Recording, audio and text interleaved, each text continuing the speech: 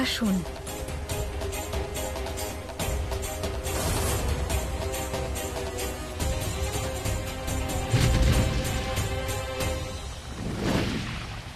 প্রণাম মাতা। দেবী সন্তোষী, আপনি এখন কোথায় যাচ্ছেন? অগ্নিদেব, গোমাতার পেটে অত্যধিক পীড়া হচ্ছে, তাই জন্য আমরা কিষ্কিন্ধা পর্বতে যাচ্ছি। ওখানকার এক বিশেষ দুর্বা পেলে গোমাতার কষ্ট লাঘব হয়ে যাবে। যদি দেবী সন্তোষীর একটুও সন্দেহ হয় এই মায়াবী খাঁচার ব্যাপারে, তাহলে আমি বেঁচে ফিরতে পারবো না। মা চলুন।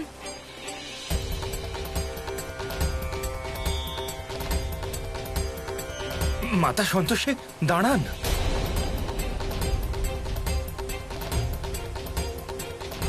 মা, আমার অত্যধিক পীড়া হচ্ছে, দয়া করে তাড়াতাড়ি চলুন।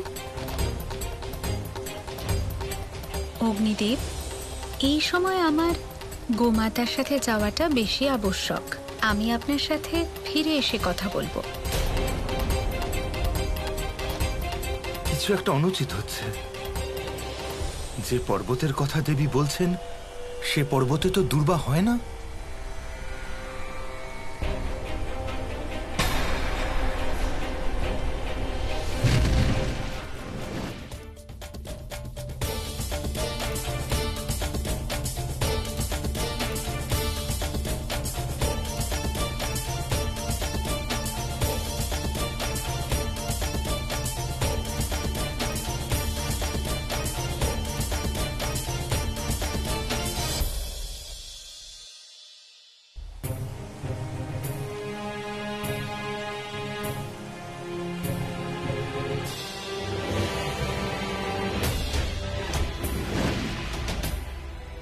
গোমাতা, আমরা সঠিক পথে যাচ্ছি তো? হ্যাঁ মা, আমরা প্রায় পৌঁছেই গেছি। ঋষিবর আমাকে এই পথের কথাই বলেছিলেন। দেবী সন্তোষী, আপনার ধারণার ঊর্ধ্বে যে কাজ আমি করছি তা আমার মাকে খুব প্রসন্ন করবে। আপনি তো জানেনও না যে এবার আপনার সাথে কি হতে চলেছে।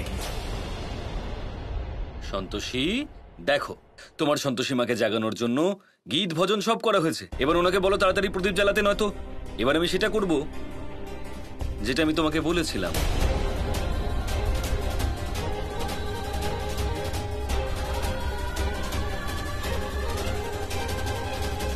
মা, আর্য স্যার জানেন না যে ভক্তিতে কতটা শক্তি থাকে। দয়া করে ওনাকে ক্ষমা করে দাও। শাহু, যাও গিয়ে লেবু আর আচার নিয়ে এসো। যাও যাও, তাড়াতাড়ি, গো ফাস্ট। এখনই আনছি। দেখো, তুমি তো তোমার কাজ করতে পারলে না, কিন্তু আমি আমার কোনো কাজ ফেলে রাখি না, বুঝলে?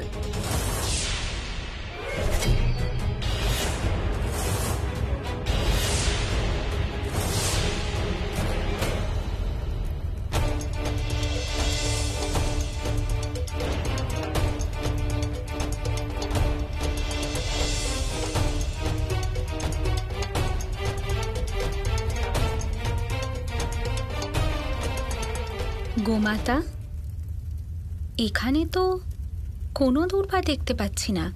মা, আমার মনে হয় দুর্বা আশেপাশেই কোথাও আছে। আপনি ওই দিকে দেখুন, আমি এই দিকে দেখছি।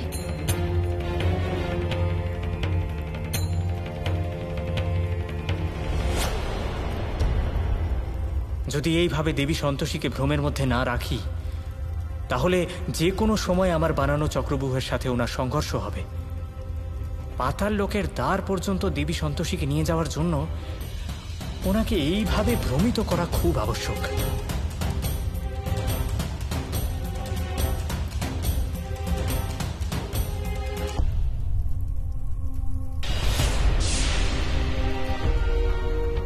তাহলে উনি আমাদের পিছু নিয়েছেন।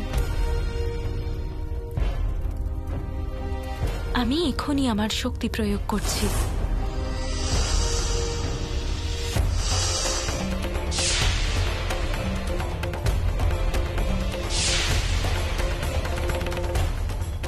পাতাল লোক যাওয়ার রাস্তা এই দিক দিয়েই, কিন্তু যতক্ষণ না সূর্যাস্ত হচ্ছে আমায় দেবী সন্তোষীকে এই স্থানেই ব্যস্ত রাখতে হবে। আর তার সাথেই পাতাল লোকের দ্বার খোলার জন্য একটা অনুষ্ঠানও করতে হবে। এখানে গোমাতা কি করছেন? মা, ওই দেখুন, ঋষিবর যে দুর্বার কথা বলেছিলেন সেই দুর্বা। চলুন আমরা ওদিকে যাই।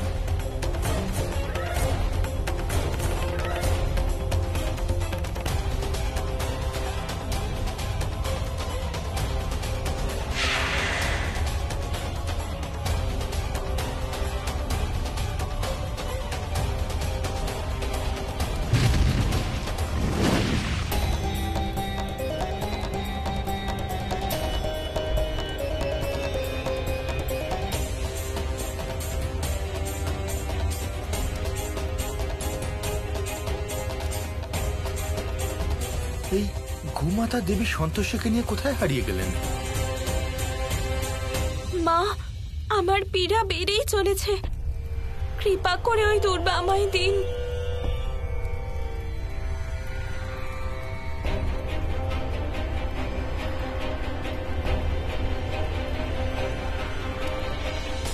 মা, এইভাবে তুলতে গেলে এদের প্রভাব কমে যেতে পারে, তাই আপনি এদের আস্তে আস্তে তুলুন।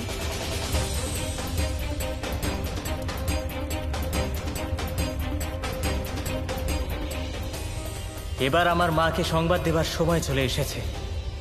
এখনো পর্যন্ত বজ্রমুষ্টির কোনো সংবাদ এলো না কেন? আমার কাজ করতে গিয়ে না না, বজ্রমুষ্টির সাথে কিচ্ছু হতে পারে না। ও খুব শক্তিশালী, ওর সাথে কিচ্ছু হতে পারে না। মা, আপনার জন্য সুসংবাদ আছে। আমি খুব তাড়াতাড়ি সফল হতে চলেছি, আর খুব তাড়াতাড়ি পাতাল লোকে প্রবেশ করতে চলেছি। আর কিছু সময়ের মধ্যেই সূর্যাস্ত হবে আর আমরা পাতাল লোকে প্রবেশ করব। অসাধারণ, অসাধারণ পুত্র। এবার তুমি অসুর রূপে এসে দেবী সন্তোষীকে নিজের বন্দী করে নিতে পারো।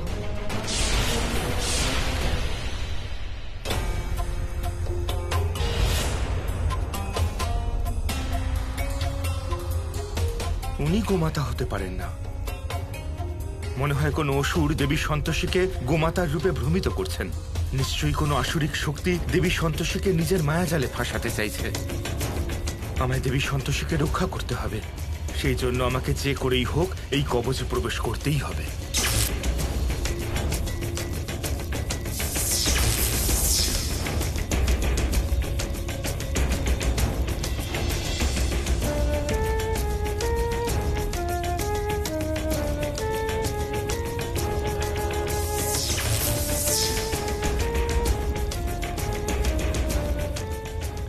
আপনি নিজের সমস্ত শক্তি প্রয়োগ করেও এই চক্রব্যূহে প্রবেশ করতে পারবেন না।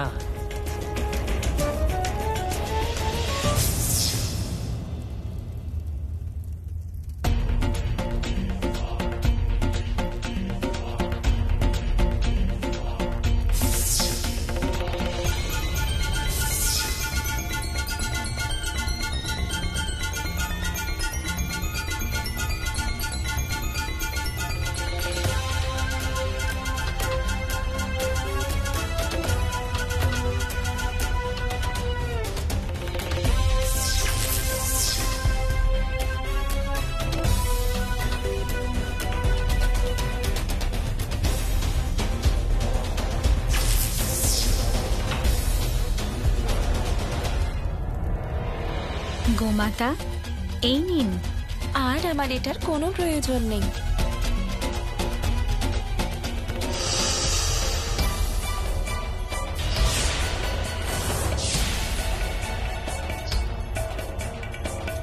গোমাতা কোথায় গেলেন? উনি আপনার উপবনে ফুল তুলছেন নিশ্চয়ই। চিন্তা করবেন না দেবী, আমি নিজেই আমার পরিচয় দিয়ে দিচ্ছি। আমি হলাম বজ্রমুষ্টি, যার মায়াজালে ফেঁসে গিয়ে আপনি এখানে চলে এসেছেন। এবার সমগ্র দেবলোকের কেউ আপনাকে খুঁজে পাবেন না। এখান থেকে আমরা পাতাল লোকে প্রবেশ করব। তবে সূর্যাস্ত হওয়া অবধি আপনি নিশ্চিন্তে এখানে বিশ্রাম করতে পারেন। কিন্তু সূর্যাস্ত হওয়ার পরে তো আপনার শান্তির কোনো কারণই থাকবে না।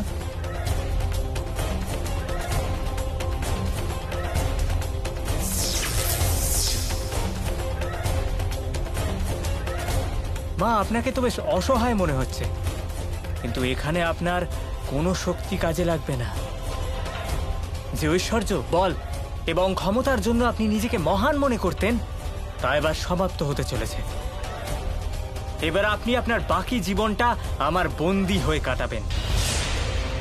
একজন বন্দীর জীবন কতটা কঠিন হয় তা তো আপনি নিশ্চয়ই জানেন।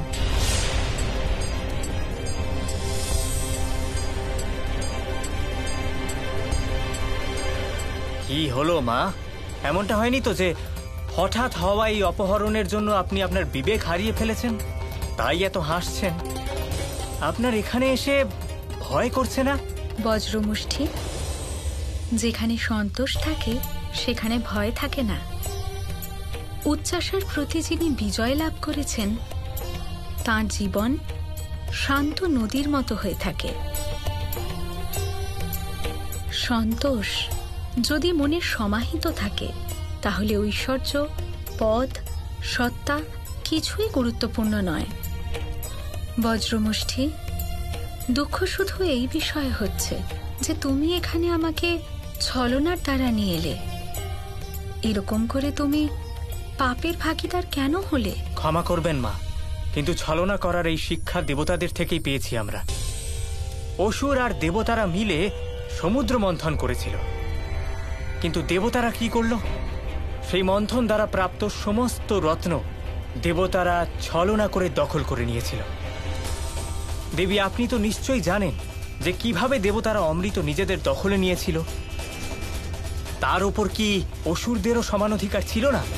বজ্রমুষ্টি, মানব কল্যাণের জন্য করা কার্য ছলনা হতে পারে না। এটা তো সমস্ত সংসার জানে যে অসুরদের মনে স্বার্থ চিন্তা প্রবল হয়ে থাকে।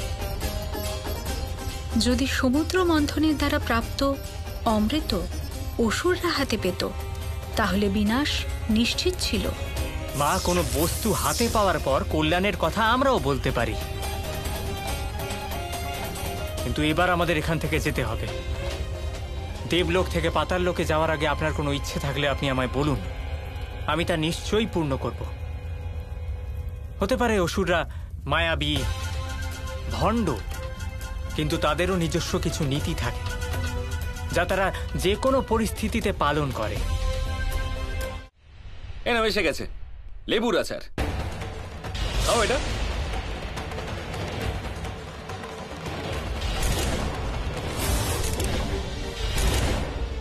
আর এটা প্রমাণ করে দাও যে তুমি এতদিন ধরে যে ভক্তি নাটকটা করছিলে সেটা শুধু ড্রামা, যেরকম আমাদের টিভি সিরিয়ালে হয়ে থাকে। কারণ তোমার এই যে সন্তোষী মা, তিনি একেবারেই শক্তিশালী নন, শক্তিহীন উনি। আরে ভগবান বা ঈশ্বরের ব্যাপারে কিছু বলার আগে একটু নম্র হও। যদি দেবদেবীর ব্যাপারে এরকম করে কিছু বলো তাহলে তাদের রাগের প্রকোপও কিন্তু দেখতে হবে। বাবা, আমি তো ভয় পেয়ে গেলাম। আরে কোন যুগের কথা বলছো বাবা, কোন যুগের কথা বলছো? আজকালকার দিনে কোনো দেবদেবী হন না, আমি ভগবানকে মানিই না। আর যদি থেকে থাকেন তাহলে ওর সন্তোষী মাই প্রদীপ জ্বালাতে পারলেন না কেন বলো? আরে কেন আজে বাজে কথা বলছো? এভাবে কখনো প্রদীপ জ্বলে? তুমি অযথা আমাদেরকে বিরক্ত করছো। আমি এই মানুষের মধ্যে হিংসার সেই জ্বালামুখী দেখেছি যা সন্তোষীর পুজো নষ্ট করে দিতে পারবে। সন্তোষী, আমি সেই সমস্ত অশুভ শক্তিকে জাগিয়ে তুলেছি যা তোমার ভক্তিকে নষ্ট করতে সাহায্য করবে। দুঃখ শুধু একটাই যে দেবী সন্তোষী স্বয়ং এই কাণ্ড দেখতে পাচ্ছেন না। তবে ওনার অবস্থাও এরকম একটা কিছু হবে। আমার পুত্রের সামনে ওনার দুর্দশাও কিছুটা এরকমই হতে চলেছে।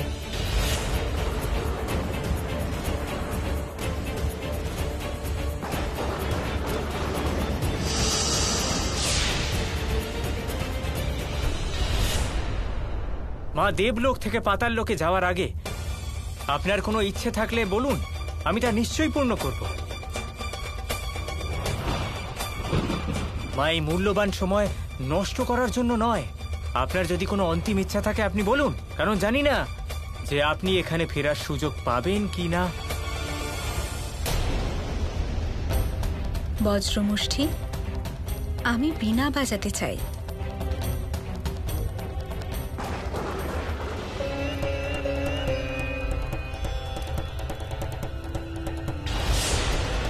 দেবী সন্তোষী বীণা বাজাতে চান? তুমি আমার ইচ্ছা জিজ্ঞাসা করলে, আমি বলে দিলাম। এবার তা পূর্ণ করা হলো তোমার কাজ। মা, আপনার ইচ্ছে আমি অবশ্যই পূর্ণ করব।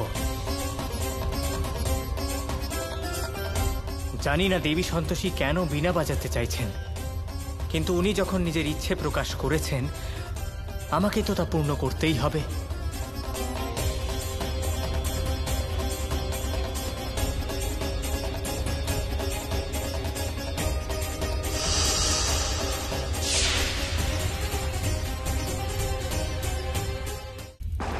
বজ্র, দেবী সন্তোষীকে বীণা ভুলেও দিও না। এই নিন দেবী।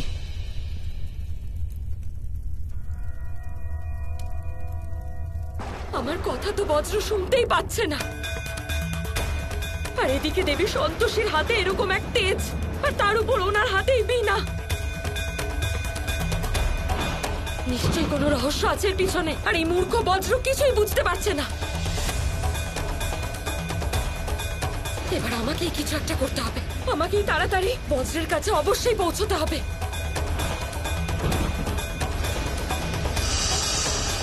বীণা বাজান দেবী, আজ আমিও খুব প্রসন্ন। আমি আজ আপনার সঙ্গীতে নৃত্য করব।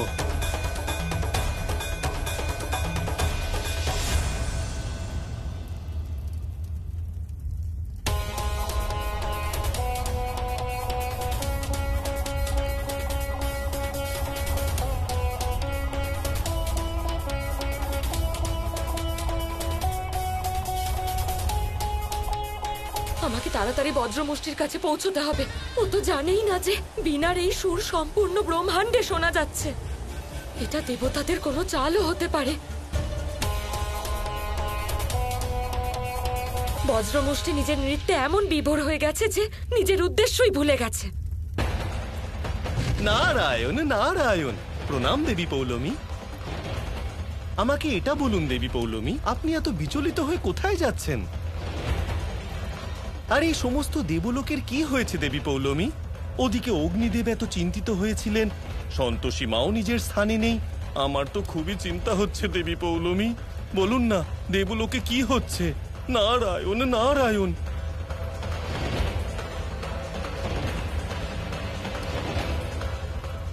আরে আরে শুনুন, দেবী পৌলমীর আবার কি হলো? আমাকে উত্তর না দিয়েই চলে গেলেন। নারায়ণ নারায়ণ।